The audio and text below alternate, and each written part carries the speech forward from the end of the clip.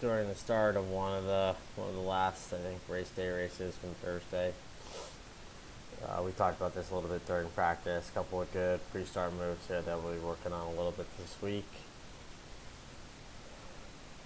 I think in this final approach, kind of having the boat super flat, jib fully luffing, they kind of go for a little big swoop here to kind of get a little bit further away from the line. They do a little bit of a big post up here. You could say a little trim, and then Louisa hops up to help flatten.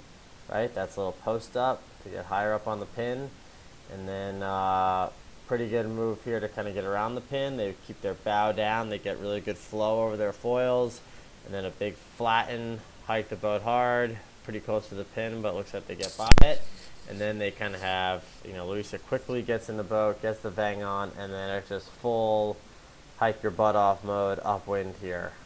Good technique. We have straps over like the middle part of their feet. They're fully hiked out, shoulders down, chest up, kind of letting the boat rage upwind.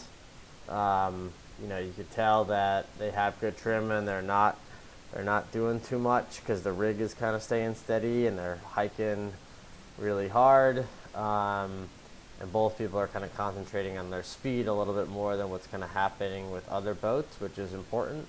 You could tell Kaplan takes like really quick snapshots over his shoulder and then kind of gets back to the full focus of making the boat go fast.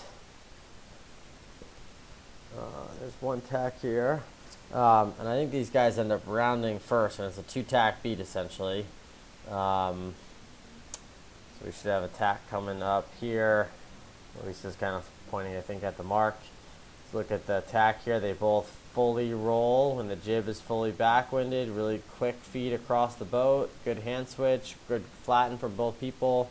The jib was eased, and then it comes in when the main comes in. And then they're fully hiking out of the tack. So the boat never goes sideways. And then after the tack, they kind of prep and get the new sheet ready to go.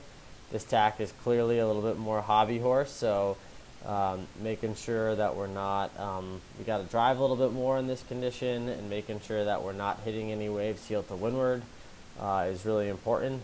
I think both sails can kind of be eased maybe a little bit in this direction here. And then we get close to the windward mark soon. Another tack around the mark, and I just want to, I think the most important wave to get on often is the one right around the mark. So you want to be hiking all the way around the mark. You pop into a wing and then big ooch to get on that first wave. That's really important.